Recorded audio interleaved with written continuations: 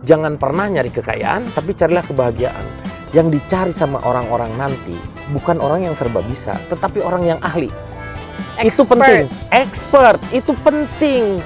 Bahwa keberhasilan sebuah generasi adalah ketika dia melahirkan generasi di bawahnya itu lebih baik daripada dia.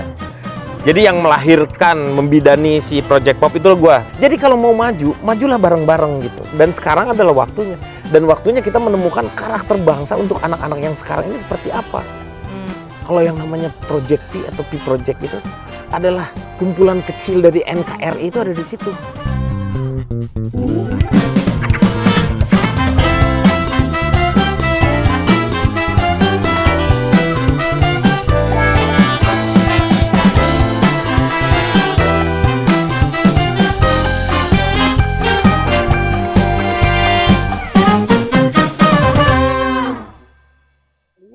Kalau yang namanya Project P atau P Project itu adalah kumpulan kecil dari NKRI itu ada di situ.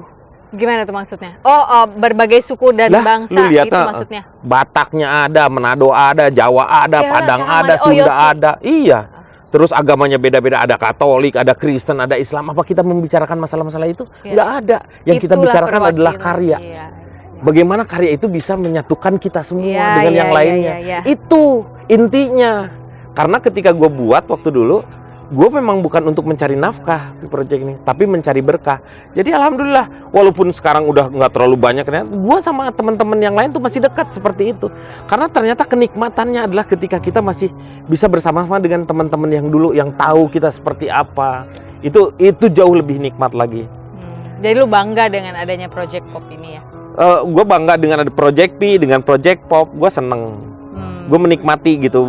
Dan apa yang gue ini tuh, nah sekarang gue lagi menginikan dengan Paski. Nah ini baru gue mau ngomongin nih. Jadi identitas lu tadi adalah si Dr. Andes yang punya cita-cita untuk membangun generasi di bawahnya agar lebih baik lagi. Sudah terbukti salah satunya dengan ada P Project, lalu melahirkan Project Pop.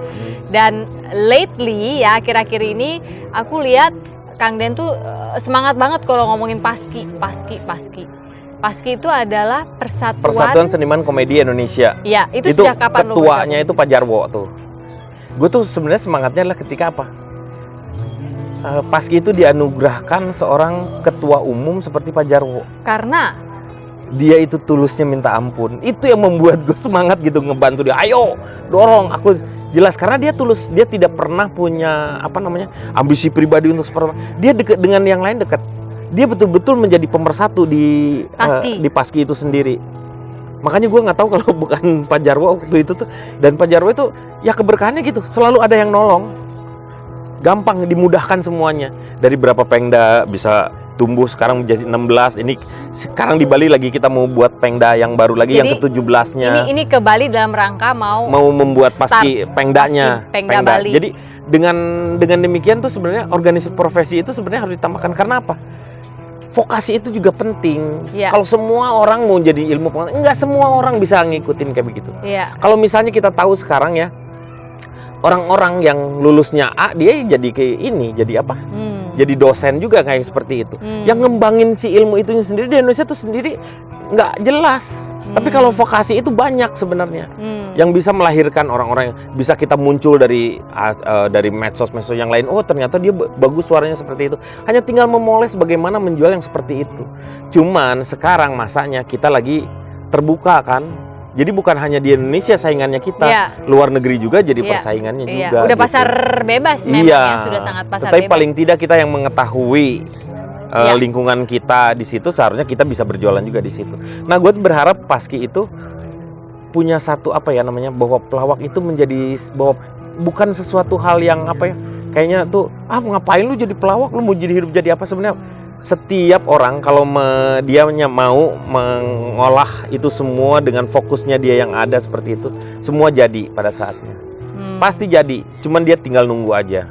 Kalau kata Abdel, semua akan lucu pada saatnya. Pada saatnya, akan lucu pada saatnya, iya. Ada musimnya kita bisa lucu, ada musimnya kita cuma mancingin orang biar dia yang ngelucuin gitu ya. Itu ngebalance tuh kayak begitu. Tapi lu ngerasa itu dalam karir lu selama ini? Karena dari dulu kan orang taunya Denny Isur, bahkan sering dipanggil Denny Satu Isur, orang itu. disangkanya satu orang. Iya. Gini, halo Mas Denny Isur, loh ini saya Denny, ini Isur gitu, Iya. dua orang yang berbeda gitu kan. Nah, kalau gua kan karena kenal kalian berdua kakak-kakakku ini kan, aku tahu biasanya Isur yang memang tukang lambungnya, lu yang smash-smashin gitu kan. Nah, bagaimana ketika akhirnya dalam perjalanan kita nggak ketemu orang yang kayak gitu loh. Interupsi lagi ya. Siapa nama teman-teman Denny Chandra dalam grupnya yang namanya Project P atau P Project itu? Ada Isur, ada aku nggak mau ngomong. Komen di bawah ya, aku tunggu. Sebenarnya kita bisa menjalin sebuah chemistry itu tidak dengan satu, bisa dengan siapapun juga. Yang paling penting ketulusannya dulu dibuka. Jadi kita tidak punya ekspektasi atau pretensi atau mencurigai seseorang untuk jadi kita polos aja. Dengan niat baiknya kita seperti itu, si auranya pasti akan ketemu. Ini kalau udah jahat juga misalnya lu pasti tahu lah. Ah, ini nggak bener nih firasat itu, dan lu jangan ngebohongin juga firasat. Kalau ketika itu kalau misalnya kita punya hati yang baik ya, yang baik nih ya, nggak pengen lu nggak punya ini, nggak punya prasangka sama orang, nggak punya ini kayak gitu. Itu hati kita tuh bersih. Dan yang namanya Allah itu menyentuhnya melalui hati itu. Lu disentuh, hati-hati gitu. Nah kita udah tahu tuh.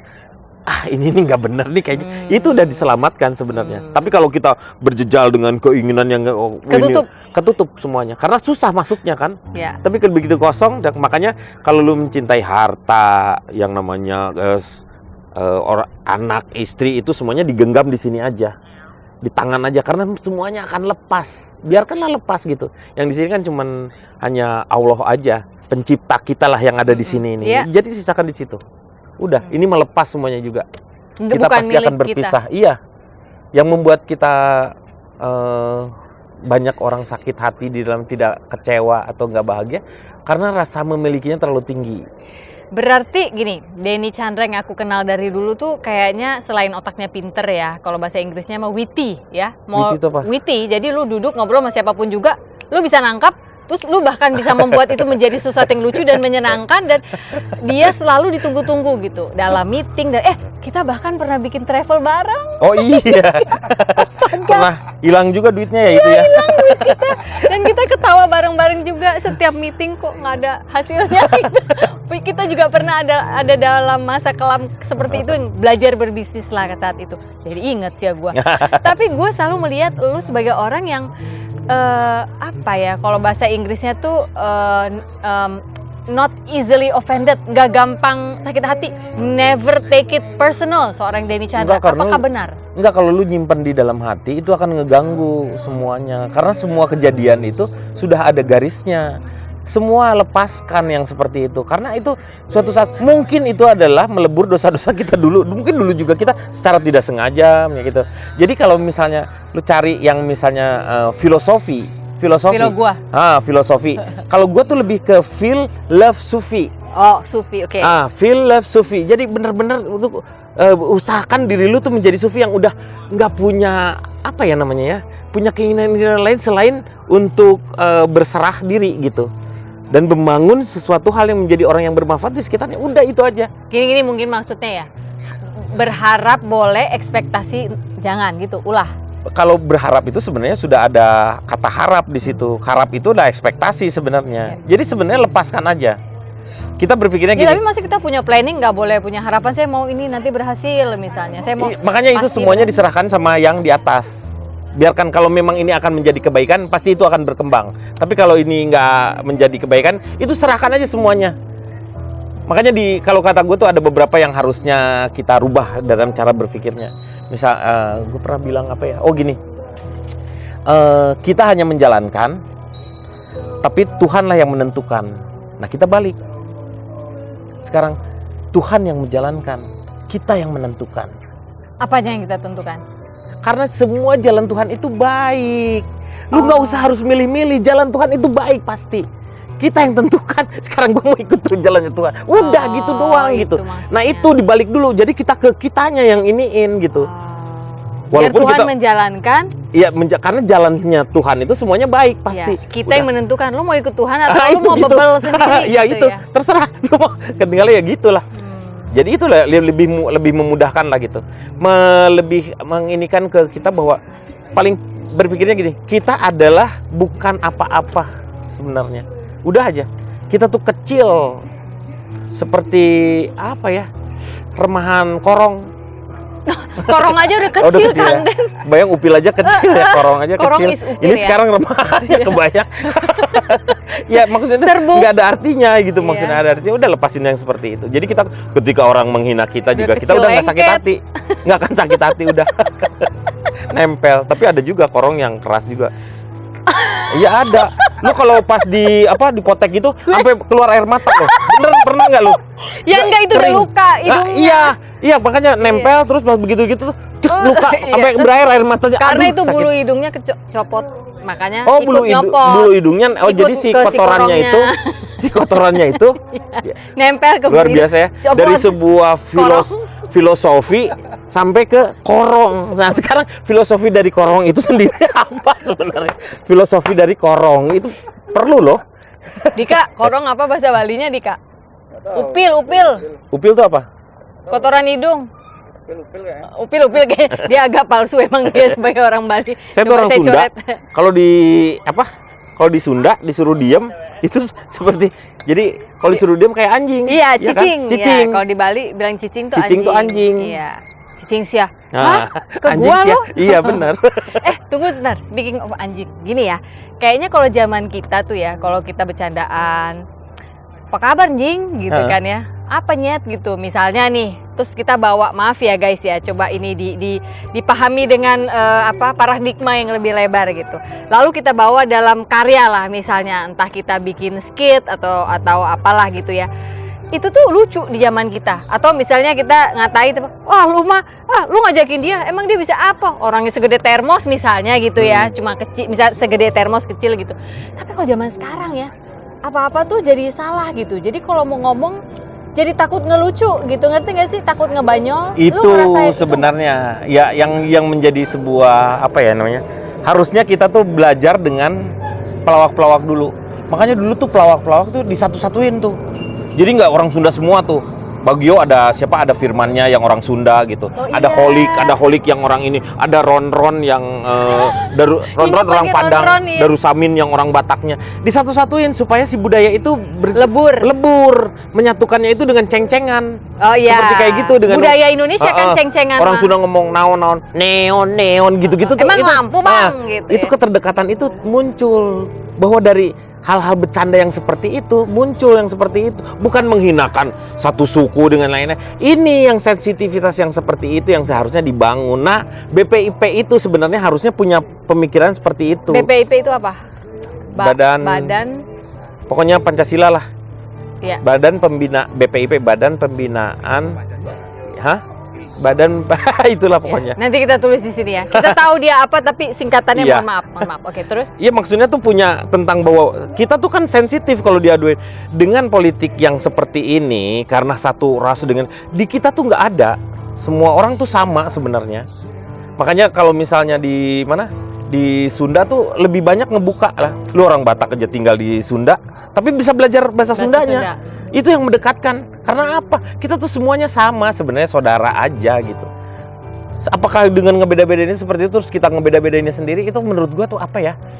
Ada satu hal yang lu pikiran lu kok kecil banget gitu. Cepet. Aduh. Sempit. Nah, itu ya kata gua, aduh. Nah, gue tuh berharap dengan yang seperti ini tuh muncul. Jadi kayak gue sama anak-anak kan kalau ngomong ya kayak gitu. Anjing itu adalah kata-kata yang anjing. Love language. Itu adalah cara menyatakan cinta yang love language orang kan beda-beda kayak jadi, anjing gitu kan. Dulu mas dirubah lah dengan anjir lah. Iya. Oh gitu. Zaman sekarang anak-anak balik lagi anjir. Anjir lagi ya? Sekarang balik lagi. Dulu jadi, anjir. Lama banget anjir gitu. Terus tiba-tiba ngomong pakai aing. Mereka nggak ngerti kalau di bahasa Sunda aing tuh kasar banget. Iya. Jadi dipakai, aku juga nggak ngerti tuh kenapa. Tapi sebenarnya kalau itu sih tergantung kita memang ada karena kasta juga sih yang menjadikan orang tuh harus yang paling penting adalah kita hormat kepada orang tua. Orang yang lebih tua lah lebih hormat lah sebenarnya. Itu kan memperlihatkan kasta bahwa kita kalau dengan si ini yang levelnya ini harus ngomong ini sebenarnya nggak usah juga.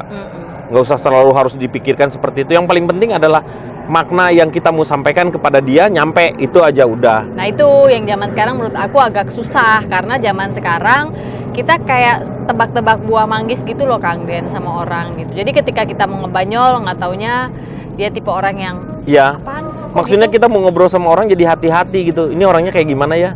Padahal kita harus menampilkan diri kita kan. Iya, padahal sebenarnya kita seniman tuh kreativitas kita di sana gitu. Ketika ada di panggung, lalu misalnya kita bikin sesuatu yang interaksi penonton. Zaman dulu tuh rasanya lebih bebas loh Kang Den. Kalau sekarang tuh aku hati-hati banget kayak Ya takut menyinggung ini, takut menyinggung itu. Ini ngomong karena warna nanti susah. karena ada ini politik ya. identitas itu. Iya, Politik iya. identitas itu menjadikan kita terpecah-pecah sebenarnya. Yang salah ya sebenarnya ya sekarang sebenarnya harusnya dibalikin lagi ke semua orang itu ya. Kalau misalnya itu kembali lagi lah mengembangkan keilmuannya masing-masing sehingga punya manfaat. Nggak ada satu ilmu yang bisa berdiri sendiri, nggak ada, semua itu bergantung kepada yang namanya ilmu-ilmu yang lainnya. Kita mau mendirikan rumah, kita butuh seorang arsitek, untuk mendirikannya butuh orang sipil. Untuk meinikan hukumnya kita ada IMB, untuk membaguskan di dalam rumahnya ada interior desainnya. Itu semuanya berhubungan yang seperti itu. Jadi kita tuh nggak bisa ada hebat dengan diri kita sendiri. Enggak. Kalau gue hebat saat ini karena ada orang-orang yang mendukung saya selama ini begitu. Jadi orang-orang yang mensupport dan melengkapi. Iya, melengkapi. Karena kan kita bukan makhluk yang sempurna. Kesempurnaannya adalah dilengkapi oleh teman-teman kita. Sama, yang lain juga saling melengkapi. Iya. Oke, jadi kita balik lagi ke Paski. Jadi ke sini itu mau meeting, lalu mau mendirikan Paski Bali gitu ya. Dan harapannya apa untuk Paski Bali? Saya yakin semua orang tuh punya punya sense humornya tuh ada gitu. Oke Bali, semangat. Karena kita juga lucu dengan cara kita sendiri. Gue mah sekarang udah jadi orang Bali, KTP gas Bali, akhirnya kajian kan? Bahasa Sunda ge. Tapi udah bisa bahasa Bali belum? Untuk sehari-hari ya, gue masih kasar. Takut. Jadi lu nggak tertarik terjun politik? Karena di kita tuh sangat mudah untuk dioprak-oprek. Secara pendidikan belum semuanya itu merata. Jadi gue berharap sekarang ini adalah pendidikan lah yang akan kita naikin. Kan Denny, Isur, Iyang, Daan, Den, Ju, Om Isur terbang tuh dari Malaysia. Iya. Wow, karena Isur Mukhtar sudah pindah ke Malaysia sejak entah berapa puluh tahun yang lalu ya, dia udah lama. 15 tahun sebenarnya. Tapi kan praktek ya di sana istrinya juga nggak ya? Nggak tahu saya praktek atau enggak tuh. Tapi kayaknya dia udah betah di Malaysia. Kalau nggak salah di sana prakprok dia tuh, nggak praktek, prakprok gitu tuh.